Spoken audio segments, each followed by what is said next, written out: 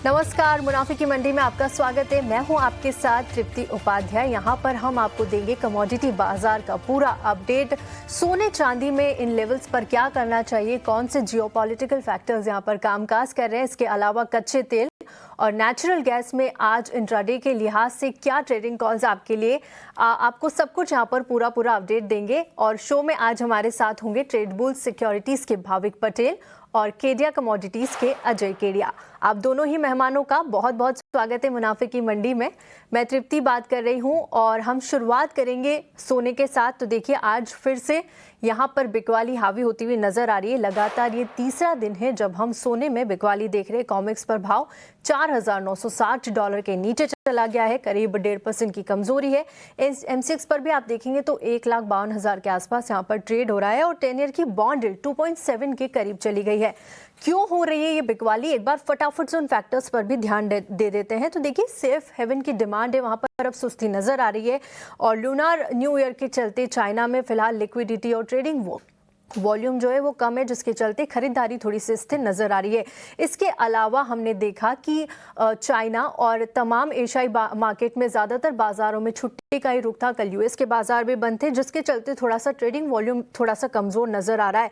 आगे जो inflation data आया वो उम्मीद से कमजोर आया और जीडीपी और प्राइस इंडेक्स के आंकड़ों पर नजर रहेगी। तो काफी सारे फैक्टर्स है, जियोपॉलिटिकल कंसर्न भी अपनी जगह बरकरार है। अजय सर, आपसे पूछना चाहूंगी सबसे पहले, सोने में आज फिर हम लगातार तीसरे दिन ये बिकवाली देख रहे हैं और देखिए करीब 1.5% से ज्यादा की गिरावट है।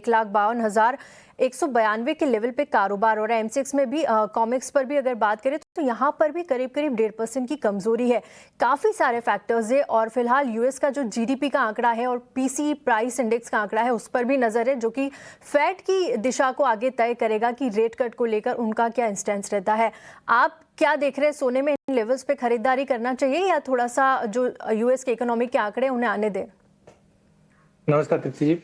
देखिए, 2026 की अगर हम बात करें तो साल बहुत अच्छा स्टार्ट हुआ। 28% की तेजी गोल्ड में भी देखी, बट मुझे लगता है कि अब मार्केट वीकनेस की ओर जाता हुआ दिखाई दे रहा है, क्योंकि एक के बाद अगर आप सारे फैक्टर्स देखोगे तो कहीं ना कहीं वो मैच्योरिटी की तरफ जा रहा है। उदाहरण के तौर पर सबसे पहले तो हम लेते हैं एक्सचेंज के मार्जिन को लेकर। ग्लोबली हम देख रहे हैं एक्सचेंज के मार्जिन में बढ़ोतरी है, जिसका मतलब है कहीं ना कहीं जो स्पेकुलेटर या लेवरेज मनी था वो अब मार्केट से बाहर है। वहीं आज मॉर्निंग में एक अपडेट आया था जहां पे CFTC के कॉमेक्स गोल्ड में जो स्पेकुलेटर्स ने अपनी लॉन्ग पोजीशन कट की है 399 कॉन्ट्रैक्ट से, जो अब 93,038 कॉन्ट्रैक्ट हो चुका है। ये भी दर्शाता है कि लॉन्ग पोजीशन अनवाइंड हो रही है।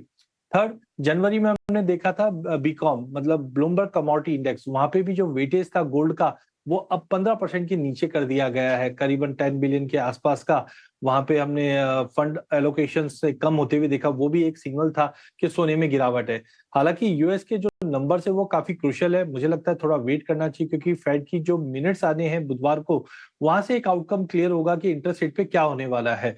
बट टाइमिंग मुझे लगता है कि इस बार मार्च में रेट स्टडी रहनी चाहिए और जून में पहला रेट कट हम ये साल का देखेंगे। कुल मिला के 2 रेट कट की पॉसिबिलिटी है तृप्ति जी, कि मुझे लगता है 2026 में। हालांकि डोनाल्ड ट्रंप काफी कोशिश कर रहे हैं एग्रेसिव रेट कट की, बट जो नंबर्स है, डेट कंसर्न है, उनको देखते हुए मुझे नहीं लगता है कोई एग्रेसिव रेट कट होगा। साथ में चाइना मार्केट अब हॉलिडे मोड पे है। $5,000 के नीचे गोल्ड इस वक्त आ चुका है।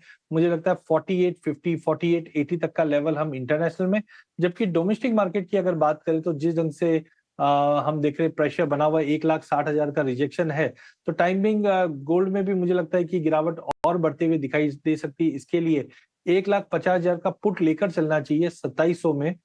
3600 का टारगेट रहेगा। बट ओवरऑल मुझे लगता है ये हफ्ता मार्केट साइडवे टू नेगेटिव ही रहना चाहिए, क्योंकि ग्लोबल फैक्टर्स में भी जैसे यूएस और ईरान के बीच में भी आज जो बैठक होनी है, वहां से भी मुझे लगता है डी एस्केलेशन अगर प्रक्रिया स्टार्ट होती है तो गोल्ड को एक नेगेटिव इंपैक्ट देगा। तो टाइमिंग मुझे लगता है वीकनेस है मार्केट के अंदर, वेट करना चाहिए, थोड़ा सेल साइड ही रहना चाहिए rather than going for a buying. ठीक है, थोड़ा सा सेल साइड और ये वीक काफ़ी क्रूशल है, तो थोड़ा सा नेगेटिव ही यहाँ पर साइडवेज आपको ट्रेडिंग होते हुए नजर आएगी। बाय रिकमेंडेशन, लेकिन पुट ऑप्शन यहाँ पर रहना है 2700 पे 1,50,000 के लिए, और एसएल आपको एक स्टॉप लॉस 2100 का मेंटेन करना होगा। टारगेट यहाँ पर 3600 तक के बता रहे हैं अजय जी। चलिए भाविक जी से भी जान लेते हैं। भाविक सर, आपकी क्या सलाह होगी? काफ़ी सारे फैक्टर्स यहाँ सोने के लिए काम कर रहे होंगे, इन लेवल्स पर क्या सलाह देंगे आप? गुड मॉर्निंग तृप्ति जी। देखिए मैं भी अजय सर से काफी सहमत हूँ। देखिए हमने 2026 में जो तेजी देखी थी वो फंडामेंटल थी, but it was more on back of speculative positions. और जैसे ही मार्जिन बढ़ा है, जैसे ही स्पेक्युलेशन यूफोरिया निकल गया है, तो हमने देखा है कि अच्छा खासा करेक्शन। और अभी मार्केट एक ऐसे फेज में आ रहा है जहां पे प्राइस डिस्कवरी हो रही है on base of fundamentals, not on speculation. In fact अगर हम ओपन इंटरेस्ट भी देखें तो 23 जनवरी में जो सबसे हाईएस्ट ओपन इंटरेस्ट थी, उसके बाद अभी अगर देखें तो नियरली 1,50,000 कॉन्ट्रैक्ट्स जो है ओपन इंटरेस्ट में वो कम हो गए। दैट मीन्स कि अभी यूफोरिया जो है, जो एक्सेस फ्रॉथ है, वो सारी निकल गई है। एक्सेस मार्जिन की वजह से भी अभी जो वीक हैंड है वो भी निकल गए। तो यहाँ से लग रहा है कि यूजुअली हिस्टोरिकली भी हमने देखा है कि जब जब भी एक बड़ी रैली आती है उसके बाद प्राइस टाइम में करेक्शन होता है, एक बेस बनाता है। तो यही फेज में हम आ रहे हैं कि जहाँ पे अभी मुझे लग रहा है गोल्ड और सिल्वर दोनों बेस बनाएंगे। और अभी के लिए फिलहाल कोई अपसाइड रिकवरी दिख नहीं रही है on base of any factors की। इकोनॉमिक डेटा भी अगर यूएस के आए वैसे भी वीक नहीं लग रहे हैं। और जैसे बताया कि एक्सपेक्टेशन है कि शायद जून में एक रेट कट आ सकता है। तो ओवरऑल मुझे लग रहा है यहाँ से प्राइस जो है वो थोड़ा और कंसोलिडेट होगी। स्पेशली अगर गोल्ड की बात करें तो 4880 क्रूशियल लेवल है, जहां पे मुझे लग रहा है कि अगर वो ब्रेक करता है तो नीचे हम 4600 भी ला सकते हैं। 2 दिन हम देख रहे हैं कि 5100 के ऊपर सस्टेन नहीं कर पा रहा है। चाइना के भी मार्केट क्लोज है, तो कोई एशिया से भी जो डिमांड है वो अभी मुझे नहीं लग रहा कि आ सकती है। तो यहाँ से लग रहा है थोड़ा और कंसोलिडेशन हो सकता है। तो अगेन मुझे भी लग रहा है कि गोल्ड में थोड़ा बिकवाली करके चल सकते हैं। ओवरऑल 1,53,000 के करीब अगर फ्यूचर में आता है तो 1,50,000 के टारगेट के लिए शॉर्ट कर सकते हैं। 1,54,000 का स्टॉप लॉस रहेगा। ओके, 1,54,000 का एसएल रहेगा, 1,53,000 के अराउंड आप सेल कर सकते हैं और टारगेट यहाँ पर रखना है 1,50,000 के आसपास। चलिए, हमारे साथ पैराडाइम कमोडिटीज़ के बीरेन वकील भी इस वक्त जुड़ चुके हैं, उनसे भी जान लेते हैं कि सोने को लेकर उनकी क्या राय है। वीरेन जी, बहुत बहुत स्वागत है आपका मुनाफे की मंडी में। मैं तृप्ति बात कर रही हूँ और आपसे भी जानना चाहेंगे तमाम इकोनॉमिक डेटा, जियोपॉलिटिकल कंसर्न्स यहाँ पर बरकरार है, इन सब के बीच आप किस तरह से अब आगे के लिए सोने की चाल को देख रहे हैं? कल चाइना से एक अहम स्टेटमेंट आया है जिसमें सरकार ने कहा है कि गोल्ड प्रोडक्ट्स जो लोग बेच रहे हैं उनको ओवरली ऑप्टिमिस्टिक स्टेटमेंट से बचना चाहिए। मींस गोल्ड में बहुत बड़ा बुल मार्केट है, या गोल्ड इज डिजिटल गोल्ड या न्यू गोल्ड, या इस तरह के जो, तो शायद ये इकोनॉमिक सिग्नलिंग डिवाइसेस के तौर पे गवर्नमेंट वर्बल इंटरवेंशन करके थोड़ा ये सेंटिमेंट को कूल डाउन करने की कोशिश कर रही है। शायद आगे वो थोड़ा देखेंगे। हम टेम्पररी स्पीकिंग लंदन गोल्ड के हिसाब से देखें तो जो ब्रॉड रेंज है, अब वो सीमित दायरे का कारोबार लग रहा है टेम्पररी, यानी 4850 से 550 का, और इंडियन टर्म्स में 148 से 153 के बीच का, यानी 4-5 हजार रुपये की रेंज में मार्केट फिलहाल रहना चाहिए। ये चाइना बंद है स्पेशली पूरा वीक, तो जब ये 23 तारीख को रीओपन होगा तो मार्केट को वहां से फ्रेश क्यूज मिलेंगे। ठीक है, बीरेन जी, एक और बात आपसे पूछना चाहती हूँ। जिस तरह से कॉमर्स मिनिस्ट्री ने कल इंपोर्ट और एक्सपोर्ट के डेटा रिलीज किए, तो देखिए यहाँ पर सिल्वर इंपोर्ट में काफ़ी बड़ा उछाल, करीब 129% का उछाल देखने को मिला।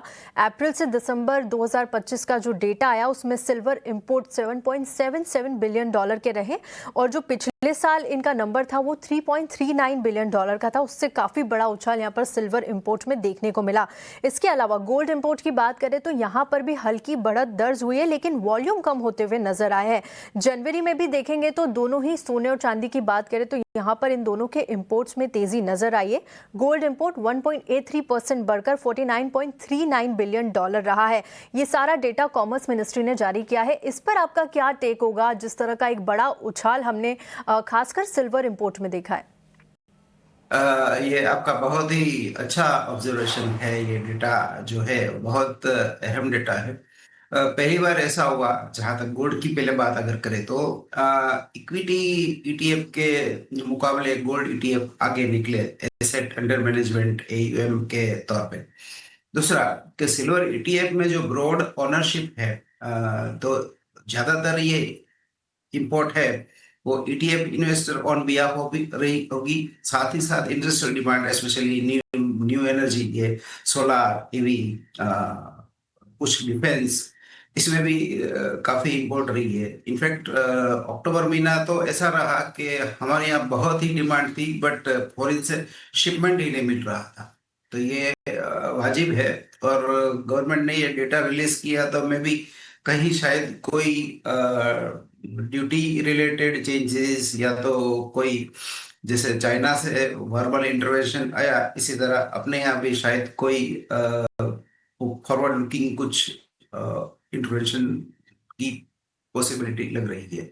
ये डेटा इस समय रिलीज हुआ, ये थोड़ा मेरे लिए थोड़ा इंटरेस्टिंग फैक्ट।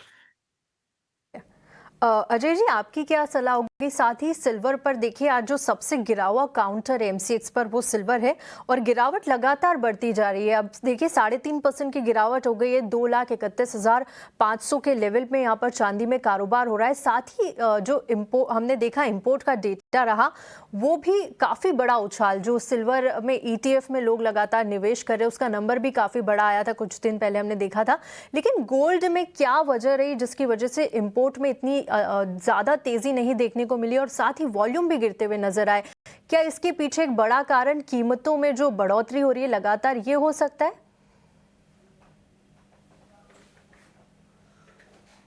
अजय जी, आप सुन पा रहे हैं मेरी आवाज? Okay. बिल्कुल, ये जो नंबर आए हैं वो थोड़े से चौंकाने वाले इसलिए भी। पहला चीज हमने देखा, वॉल्टिलिटी थोड़ी मार्केट में ज्यादा बढ़ती हुई दिखाई दी है। सेकेंडली, अगर हम देखते हैं तो प्राइस जैसे जैसे बढ़े हैं वहां पे भी हम देख रहे हैं कि डिमांड को थोड़ा हैम्पर कर रहा है, बट फिर भी नंबर कोई ज्यादा खराब भी नहीं है, बिकॉज जिस ढंग से भाव बढ़े थे उम्मीद ज्यादा थी कि प्राइसेस में बड़ी तेजी की वजह से डिमांड पे इम्पैक्ट होंगे। हाँ, पिछले साल के मुकाबले अगर आप देखोगे तो डेफिनेटली एक सिग्निफिकेंस दिखाई दे रहा है, बट मुझे लगता है कि यस, धीरे धीरे जो एक फोमो जैसा सिचुएशन बना था वो अब जैसे से कम होगा, उसका इम्पैक्ट पड़ता हुआ दिखाई देगा। बट मेजरली मुझे लगता है कि भाव में जो बड़ी तेजी दिखाई दी हमने लास्ट क्वार्टर में देखे थे, उसी के असर के चलते हमने देखा कि ये वॉल्यूम थोड़ा सा कम होता हुआ दिखाई दिया। बट वैल्यू वाइज तो डेफिनेटली थोड़ा बहुत दिखाई देंगे, क्योंकि भाव में बहुत बड़ी तेजी थी। बट हाँ, डिमांड पे हर्ट है, बट यहाँ से अगर प्राइस में स्टेबिलिटी आ जाती है, और जानते हैं हम Q1 भी हमारे शादी ब्याह के लिए काफी इंपॉर्टेंट होता है, तो वहां से वापस अगर स्टेबिलिटी आ जाती है तो फिजिकल डिमांड थोड़े थोड़े इंप्रूव होते हुए देख सकते हैं, जो प्रीमियम से नजर आते हैं। तो आई थिंक यस, नंबर्स थोड़े बहुत अगर हम बोल सकते हैं आंकड़े डिफरेंट है, बट Q1 में अगर भाव स्टेबल होते हैं तो ये वापस जारी रह सकते हैं। बिल्कुल बिल्कुल अजय जी, और चलिए इसको जारी रखेंगे, लेकिन आइए चलते हैं इन्फोसिस इन्वेस्टर्स AI डे में, जहां कंपनी अपना AI विजन पेश कर रही। सीधे ले चलते हैं आपको वहां पर। Employees to change all the things and make it work. And of course, our mental models have to change, because we worked, technology was always deterministic. You said A plus B equal to C. So no matter how many times you said A plus B, the answer was C. In this AI world, every time you give a prompt, you'll probably get a different answer. And therefore, how do you deal with this non-deterministic world? But how do you make sure what you build has the robustness, reliability, and resilience of the deterministic world? That's what the challenge is for everybody.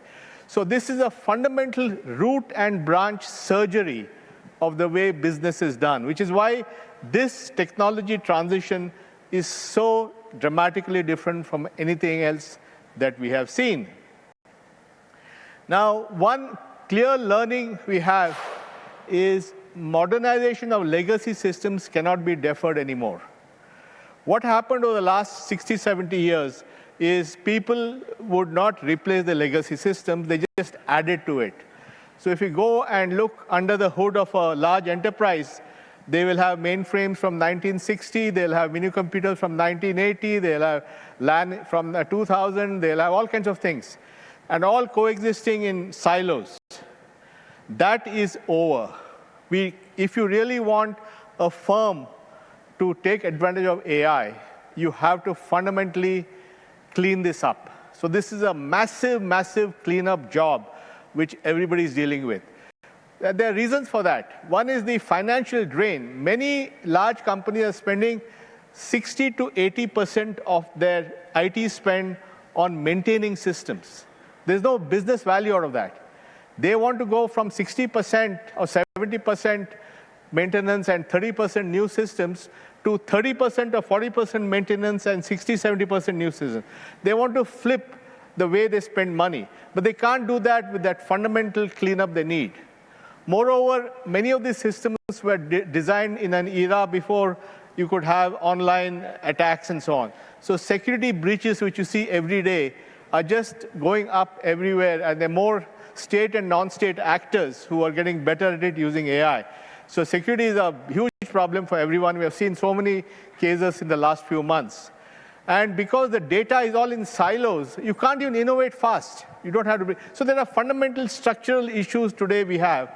So demand side is absolutely demanding modernization. But the good news is, for the first time, because of AI, we have the tools now to do modernization fast and very quickly, and at a much more economic way. So we have a huge demand, and we have the ability now to do it, and perhaps our team will talk about that.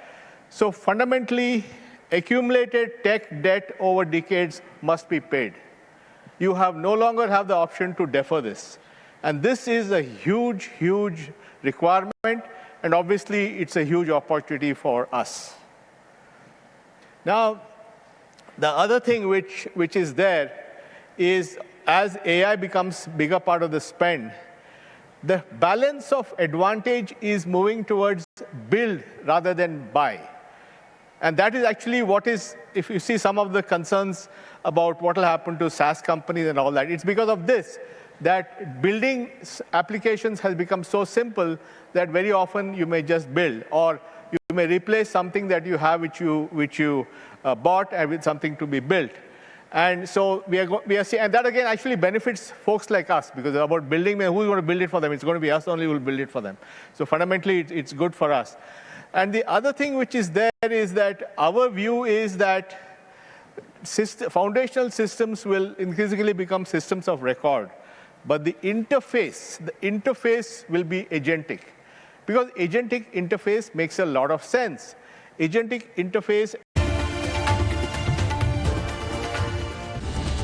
में भी करीब 3.5% की कमजोरी इस वक्त हावी है चांदी पे, और लगातार तीसरे दिन बिकवाली हफ्ते भर में 2.5% से ज्यादा टूट चुकी है। जितने भी गेन्स यहाँ पर आए थे जनवरी में, हमने देखा वो सब कुछ यहाँ पर वाइप आउट हो चुका है। इन लेवल्स पर क्या सलाह होगी? क्या यहाँ पर एंट्री लेना चाहिए या फिलहाल दूर रहा जाए चांदी से? आई थिंक अगर किसी को बाय करनी है तो मैं बोलूँगा थोड़ा और वेट कीजिए, क्योंकि मुझे लग रहा है कि $70 तक नीचे आ सकता है। अभी 75 का जो सपोर्ट था वो ब्रेक कर चुके हैं इंटरनेशनल मार्केट में। अगर हम मार्च अप्रैल में एमसीएक्स में भी देखें तो मुझे लग रहा है एटलीस्ट 2,20,000 से 2,19,000 तक हम देख सकते हैं डाउन साइड। तो अभी के लिए फिलहाल अगर किसी को लॉन्ग पोजिशन थोड़ा शॉर्ट कर सकते हैं या बाय के लिए अवॉइड करना चाहिए। इंट्राडे 2,36,000 पे शॉर्ट कर सकते हैं। टारगेट रहेगा 2,28,000 का और स्टॉप लॉस रहेगा 2,40,000 का। बट ओवरऑल मुझे लग रहा है यहाँ से और 3 या 5% की गिरावट सिल्वर में देखने को मिल सकती है। ठीक है भाविक जी, आपने भी अपनी सलाह रख दी सिल्वर को लेकर। उन लेवल्स का ध्यान ज़रूर से रखिएगा जो भाविक जी ने यहाँ पर बताए हैं। आगे बढ़ते हैं और अब बात कर लेते हैं कच्चे तेल की। देखिए यहाँ पर यूएस और ईरान एक बड़ा मुद्दा था, और आज सेकेंड राउंड की बातचीत यहाँ पर होने वाली है। उससे पहले थोड़ी सी स्थिरता कच्चे तेल में नजर आ रही है। ब्रेंट क्रूड का भाव $68 के करीब है। वहीं WTI क्रूड की बात करें तो करीब $63 के आसपास यहाँ पर कारोबार हो रहा है। MCX पर भी आप देखेंगे कच्चे तेल में आप रेंज बाउंड दायरे में ही कारोबार होता हुआ यहाँ पर भी नजर आएगा। फिलहाल अगर आप कीमत देखेंगे तो 5,770 रुपए के आसपास कारोबार हो रही है। आगे ओपेक प्लस यहाँ पर अब विचार कर रहा है प्रोडक्शन बढ़ाने को लेकर, और पर्याप्त ग्लोबल सप्लाई यहाँ पर जो है वो लगातार बरकरार है। अजय जी, क्या सलाह होगी कच्चे तेल में, और अगर कुछ पॉजिटिव या नेगेटिव आउटकम कुछ भी निकल कर आता है तो क्या लेवल्स आप देख रहे हैं आगे के लिए? देखिए 70 का लेवल ब्रेंट बिल्कुल नहीं तोड़ पाया। डोमेस्टिक मार्केट में 6,000 का लेवल ब्रीच नहीं कर पा रहा है। आज की जो बैठक है ये एक एटलीस्ट एक अपडेट देती है कि दोनों के बीच में डी एस्केलेशन की प्रक्रिया चालू हो चुकी है। वहीं हमने रशिया यूक्रेन में भी वैसा ही देख रहे हैं। कुछ एस्केलेशंस तो चलो हो ही रहे थे 3-4 साल से, बट डी एस्केलेशन की बातें हो रही है। डेफिनेटली इस बार ओपेक का स्टेटमेंट काफी अहम है, बट टाइमिंग जब तक 70 का लेवल या 6,000 का लेवल नहीं तोड़ता है, मुझे लगता है कच्चा तेल दायरे में रहेगा और गिरावट के साथ रहेगा। तो आज के लिए आप 5800 पे बेच के चलिए। 5880 के स्टॉप लॉस से 5680 तक का टारगेट मिल सकता है, या ऑप्शन में आप 5800 का पुट ले लीजिए 60 रुपए में। 125 के स्टॉप लॉस से 110 तक का टारगेट रहेगा। तो टाइम भी मुझे लगता है कच्चे तेल में थोड़ी गिरावट रहनी चाहिए, जो 5650 5680 तक का लेवल दिखा सकता है, और इंटरनेशनल में भी 70 का लेवल जब तक ब्रेंट नहीं तोड़ता है दबाव रह सकता है। 70 का लेवल इंटरनेशनल बाजार में इंपॉर्टेंट है, अगर वो नहीं टूटता है तो थोड़ा सा दबाव यहाँ पर नजर आएगा। इसके साथ ही आपको पुट ऑप्शन में भी ट्रेड करने की सलाह है। फरवरी के कॉन्ट्रैक्ट पर भी यहाँ पर अजय जी ने सलाह दी, लेवल्स का ध्यान जरूर से रखिएगा और लेवल्स में आप ट्रेड कर सकते हैं। भाविक जी, आपकी क्या सलाह होगी कच्चे तेल को लेकर? देखिए, कच्चे तेल में मुझे भी लिमिटेड डाउनसाइड या अपसाइड लग रहा है, क्योंकि अगर एक देखें तो एक रेंज बाउंड ही मूवमेंट है 6000 और 5600 के बीच में। हालांकि एस्केलेशन ग्लोबली थोड़ा कम हो रहा है कॉन्फ्लिक्ट, बट अगर हम ऑप्शंस के डेटा देखें तो लॉन्ग पोजीशंस लास्ट 2 वीक से बढ़ रही है। हालांकि जो सारे न्यूज़ है वो एक्सपेक्टेड है कि नेगेटिव है, जैसे इस बार जो मार्च 1 की ओपेक की बैठक होने वाली है उसमें लग रहा है कि अप्रैल 1 से वो लोग प्रोडक्शन बढ़ाएंगे, बट उसके बावजूद भी अगर हम पोजीशंस देखें तो लॉन्ग कॉन्स्टेंटली ऐड हो रहा है और शॉर्ट कम हो रहा है। तो इस वजह से मुझे लग रहा है कहीं ना कहीं मार्केट में थोड़ा रेजिलिएंट है।